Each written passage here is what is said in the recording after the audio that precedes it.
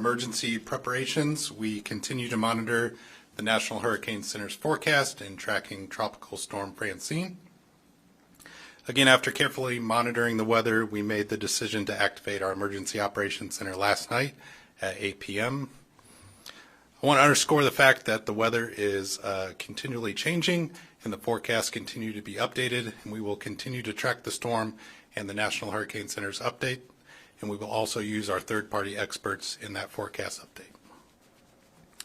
I want to go ahead and turn it over to our Operational Senior Vice President, Darren Carroll.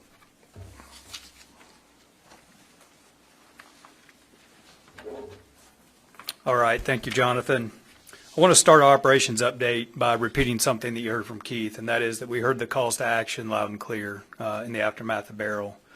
And so, as an example of that, and part of our commitment to improve, in late August, we shared the completion of our resiliency initiatives that are shown on the screen. If we can get the next slide, please. I'm trying to right now. Okay.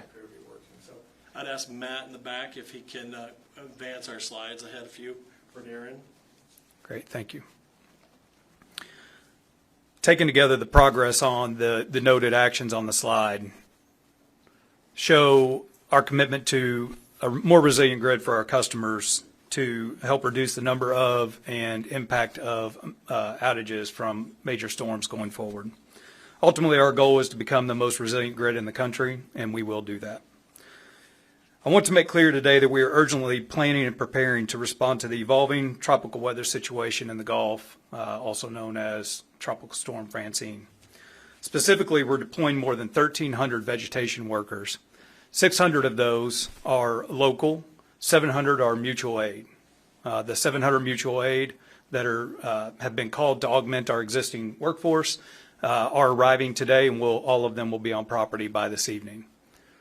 We also have 1,850 local distribution line workers available to work now, and we'll safely deploy them when needed, if needed, following an event.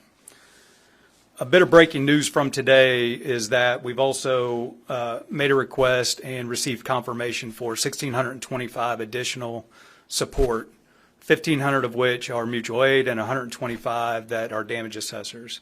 The damage assessor's job is, as soon as it's safe to do so, they will go out, look at the system, understand what repairs need to be made, and deliver that information back to us so that we can work quickly to restore power for our customers. We've also got 4 staging sites that are planned, and happy to increase those as needed based on the level of damage. Though at this time, based on our damage modeling that we've done, we do believe that the 4 staging sites are what we would need to move forward with the restoration. We also do have access to 5,000 more distribution line resources as needed if the event were to get worse. It's important to reiterate something that Jonathan shared, which is these, no 2 storms are the same. And even though the path of this storm now, the cone of uncertainty has sort of moved in such a way that it doesn't encompass Houston, we know that these things can shift in a moment's notice, and being unprepared is certainly not an option. That's not what our customers deserve, and that's not how we're going to move forward. Finally, we're remaining in close contact with federal, state, county, and city officials and continue to communicate our pre-storm activities with them. We're also coordinating closely with local government and community stakeholders to identify locations for temporary generation should it be required. Now I'm going to hand it over to Tony Gardner to walk us through how we're communicating with our customers.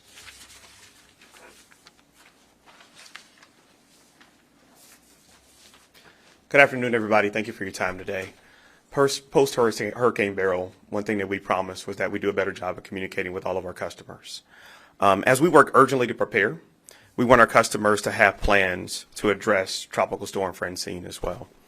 To support our customers, we are sharing safety and preparedness messages across all of our communications platforms, whether that be social media, our website, email, text, and phone call as well too. So far to date, we completed more than 2.4 million communications that have been sent out to our customers. Those have gone across all of our communications channels that I shared earlier as well too. In addition, we've contacted more than 3,000 of our critical care and chronic care customers We sent them messages via email, phone call, and or text to make sure that those customers that depend on power to sustain life have the right means set up in the background just in case they do lose power. Customers that are already signed up for Power Alert services, we encourage you all to go out and make sure that you go check those preferences, make sure that you have the right phone number, email address set up so that we can make sure that we send you all out the right messages. On top of that, we encourage everybody that are not signed up for Power Alert services to make sure that you go out and sign up for Power Alert services as soon as possible so that we can make sure that we get you information from a one-to-one basis to let you know what's happening at your premise during a storm-related event. Next, we've secured additional resources to help us in our contact centers so that we can mitigate wait times for our customers as they call into the contact center to get additional information from us as a company. We're committed to communicating with our customers before, during, and after the storm event. Our outage tracker. Following Hurricane Beryl in early August, we launched our new cloud-based, auto-scalable outage tracker, which shares information with you all at the city, zip, and county level. It's automatically updated every 5 minutes. It's definitely improved in terms of its overall capabilities, and it also updates every 5 minutes. It's mobile friendly, it's easy to read, and you can access it via your phone. Or you can visit us at centerpointenergy.com/outage tracker to get some additional information. It's also built to handle the increased volume that we may experience during a storm level event. How can you all prepare as well too? It is critical that our customers have a plan to stay safe during Tropical Storm Francine. Here's a checklist that we're sharing up on the screen that customers can follow. Simple things like create a plan and prepare an emergency kit, protect important documents, charge your everyday devices, cover windows, ensure you have generators. To create your own list, we encourage everybody to visit ready.gov so that you can go create your own emergency preparedness list. Residents can also visit ready.gov, or you can go to centerpointenergy.com for additional resources that we offer in terms of communications. With that, I'll turn things back over to Keith. Thank you, Tony. Welcome the rest of my colleagues here. Don't know if we have any questions in the room. We have a few reporters in the room. Happy to take a couple questions. I know we have other cameras here that are broadcasting. We're also broadcasting this live across some of our social networks as well, so people can get the information. So just a reminder that it would be great if we could hear the question really loud so that we know what's going on. Sure. And can provide a response. So just tell us who you are, where you're from, and what's the question. Marcelino Benito, KHOU, 11 News. Thank you. With the updated track now shifting east, are there plans to send any resources to Louisiana? And if so, what's the timetable we're looking at when you guys make that decision? Great question. I'm going to let Darren answer that. Yeah, mutual aid is a cornerstone of the electric industry, really the utility industry as a whole. And so certainly as soon as we know that the storm has cleared our area and we don't need those resources, any of the other utility partners that may need them, we will work with them to get them there just as quickly as we can. Is there a timetable on when you make that decision in terms of information you'll receive from the National Hurricane Center? Yeah, it's just going to rely upon the forecast data that we're seeing from our third parties that we're working with on the weather data. So, yeah. And as that forecast has changed in the last 12, 24 hours, how has that impacted how you guys prepare here in Houston? As for now, it looks like we're going to dodge this one, perhaps. Yeah, right now we're still preparing as if it's going to hit Houston. We experienced some things with Beryl that we didn't expect, where the storm maybe adjusted course just a little bit, and a lot of people have discussed that. We don't want that to happen again, and so we're preparing as if it's going to make landfall in this area. And then as soon as we know that we're clear, we'll start to make those decisions. Bill Barajas, KPRC Channel 2. I saw on the slide that you guys had about 2,000 local linemen. Does that include folks that are coming in town to be staged here as well in case you do get hit? You're going to take that one as well. Yeah, so the 1,850 that were up there is local. That includes all of our internal folks and then contractors that live and work in Houston every day. That's what makes up that 1,850. And then the 1,625 additional are mutual aid partners, where we've made a request to a service to have those additional 1,625 come in and support us. And they're here now. They're on the way. And They're we've on also the way. got the 1,300 veg. Yes, and that's on top of the 1,300 vegetation management, tree trimming crews, that most of them will be on property by the end of the day today. A lot of what was said today was about building that trust and being there for customers. I have an email from a customer says that he has a large pine tree in the utility easement that has not been inspected by a tree forester, and he's been trying to get somebody out there. For people like him who are worried if the storm was to hit us, his concern is that that pine tree would fall over and cause damage. What can you tell them? He said he's been trying to get a hold of CenterPoint. Yeah, no, we would love to hear from customers like that, and we'd be happy to take a look at their trees. We do have a specific order type internally that we call a CSO around. It's a customer service order, but we actually run on those consistently, so we'd be happy to go look at his situation. At this point, is that something that he could expect would happen before the storm would hit? Without knowing his specific information and situation, I really can't answer that question, but we'd be happy to take a look at it. It hasn't been obviously that long since Hurricane Beryl impacted Houston, so there hasn't been much time to adjust and learn, I guess, from the mistakes that were made back then. What lessons has CenterPoint learned in the short, 8 weeks as we are threatened with another storm in the Gulf?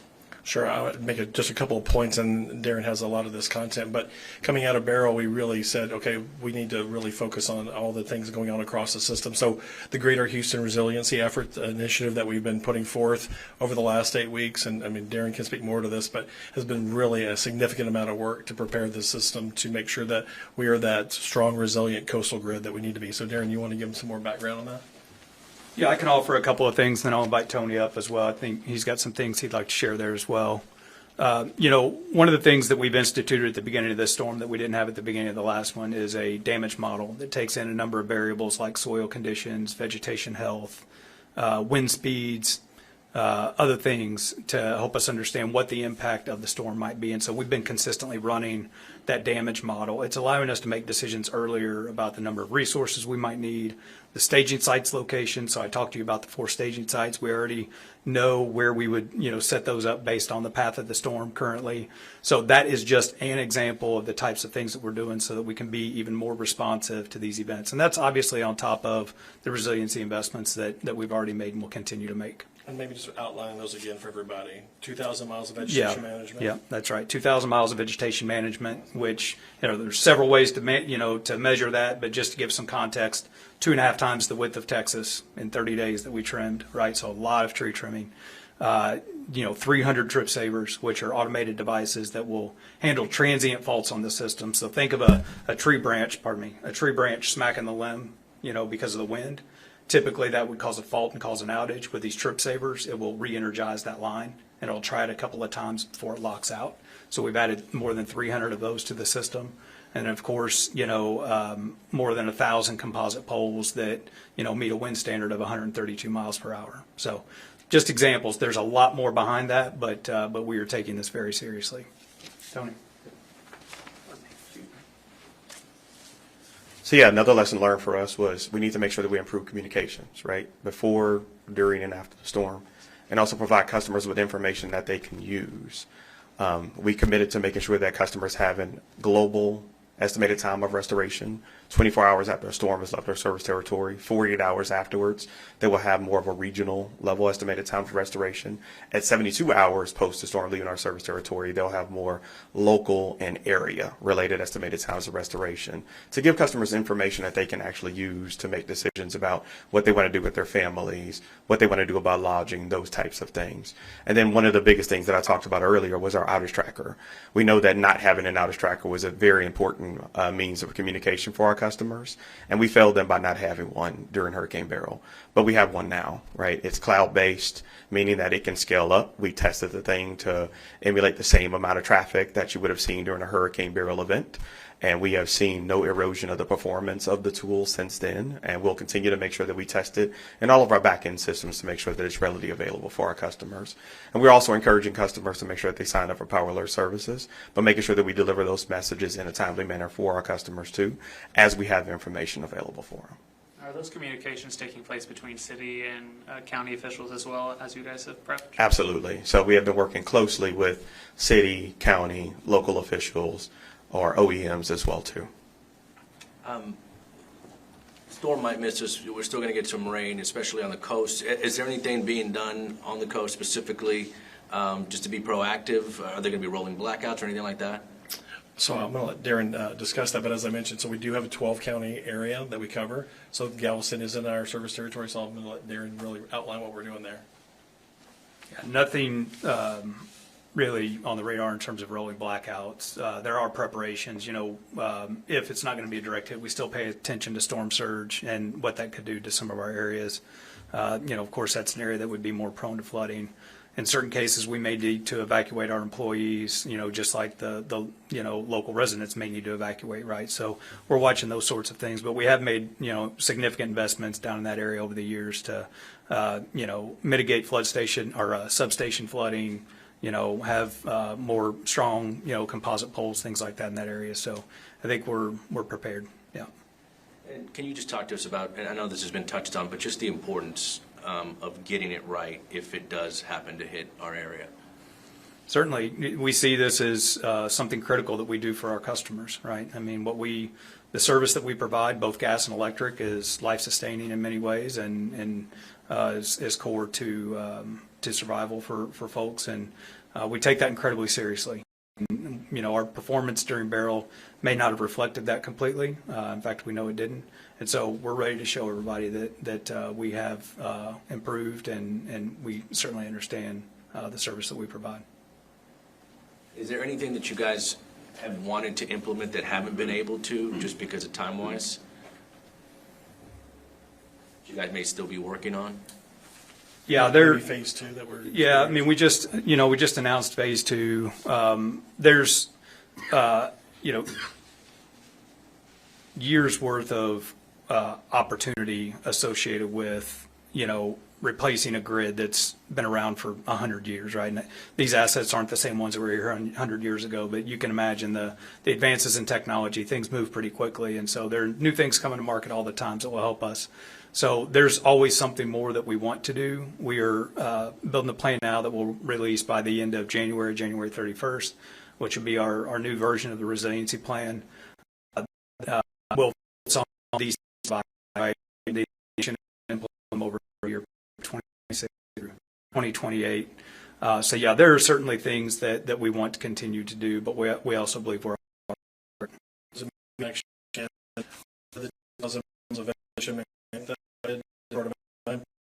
those 1,100 poles and adding those 300 reliability devices. That will help, obviously, with any type of smaller outages that we could avoid. So really been a lot of work and a lot of important work that went on during part of July and most of August. And there's more work to do, as Darren said. So, all right, any other questions? All right, well, we really appreciate everybody coming out. Thank you so much. One of the commitments we made also to the state as well as our customers is that we would be front-footed and make sure that we're proactively communicating. So this is an important part of this. So this is what you can expect from CenterPoint going forward. Thank you very much. Have a great day and be safe. appreciate you.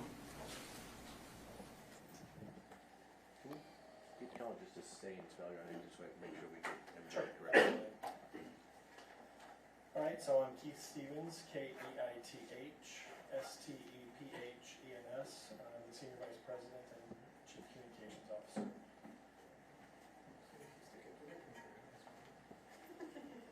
Senior Communications Officer. Chief Communications Officer.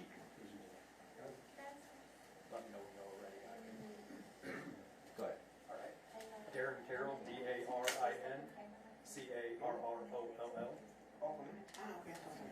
Senior Vice President of Electric.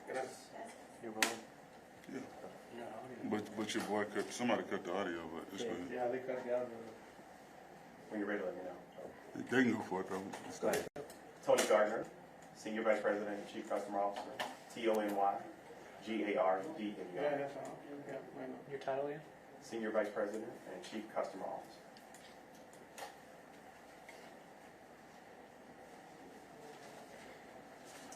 Jonathan Robb, Jonathan Robd, Director of Emergency Preparedness and Response.